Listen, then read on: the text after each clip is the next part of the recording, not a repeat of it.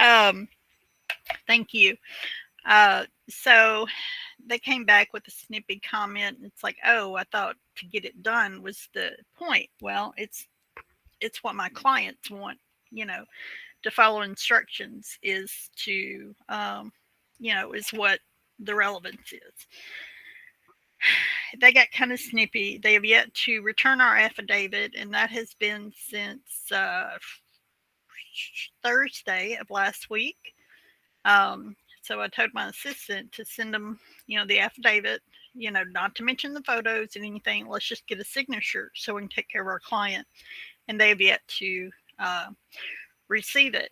In one conversation, somebody said, oh, there's a lot of new people. No, they've been a member of NAP since a long time ago. I can't remember. But they do this with, and that's why I don't like to use them, is because they play tricks. They wanted to charge me for a third party signature on the affidavit. They wanted to charge me for taking photos that they didn't take anyway. So it's like, how do you handle this now? Wow. Yeah, so basically, she sent something out and they didn't follow the instructions, and then wanted to charge extra for every little thing. And I had that about right, Don? Yes. And the signature for a third party affidavit is just hilarious.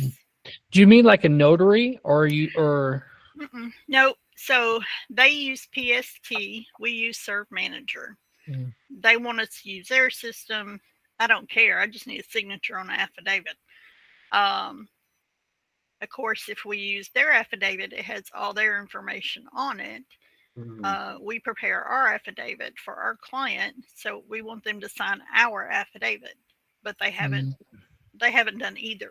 They haven't signed theirs nor ours. Yeah, yeah, and it's considered by NAPS unethical, and we're putting that in our bylaws as we create them for Mighty Process Server as well, for basically rules for membership. It's unethical to hold a proof of service hostage. And I've already mailed them the check. Yeah, I mailed them the check per their quote. Yeah. So it's not like I'm holding payment either. Yeah. All right. I wasn't sure. I thought Adele was going first. Sorry. That was going to be my question was, have you paid them yet? Number one. Number two, I would just bite the bullet and do it and reserve it again. I mean, it sucks, but I would use your person and not them if, try to get your person available. But I wouldn't wait on it because I don't know what filing deadlines you have there, but I know what we have here in New York and making sure that it gets done for the client. So I figure whatever you got to do, even if you got to reserve it, you got to do it. What I just wanted to understand is they're not even signing or saying anything back, even with their affidavit that has their information. Is that correct, Dawn?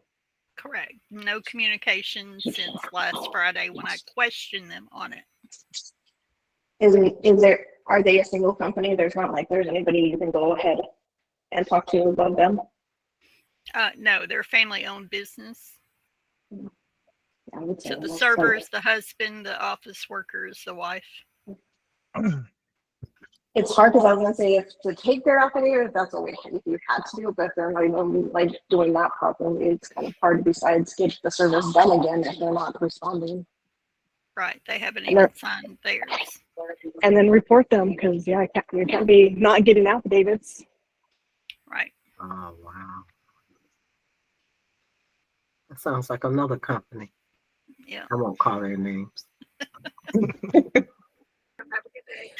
So I love Shannon's perspective, but have you spoke to the person on the phone? Like you talked to them on the phone? It's not like an email thing? We have left messages and I've emailed and they have not returned our calls. Wow.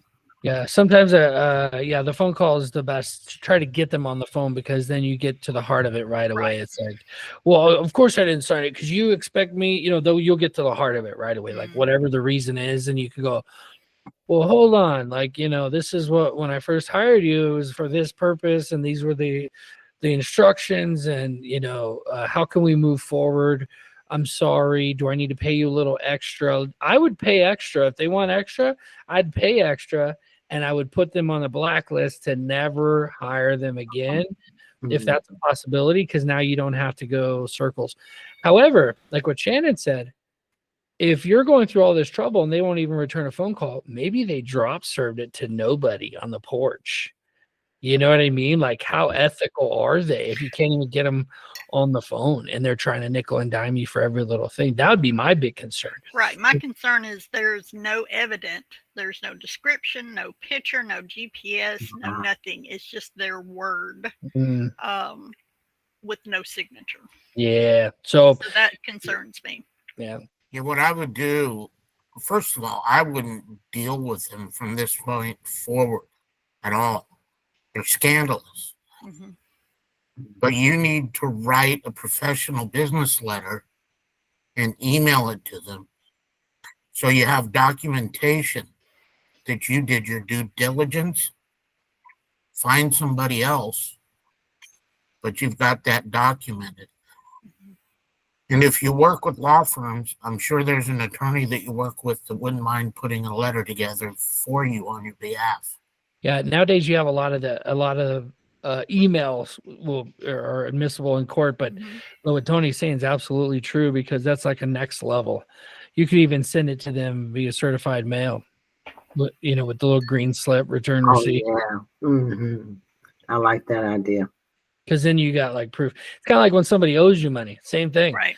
You get a process serving company or something that owes you money. Send them a certified mail of a demand letter to pay, even though they're still sending you work every day. And that you might have done that. And then did you send me a certified mail? I sure did. But we're still sending you work. Like, you sure are. And I'm still serving it. But you still owe me, $12,000 for this year alone, and they're like, oh, okay, I'll see if we can get accounts payable to well, I don't care what you do, but if it doesn't get paid, I'm going to sue you while you're still sending me work. Wow.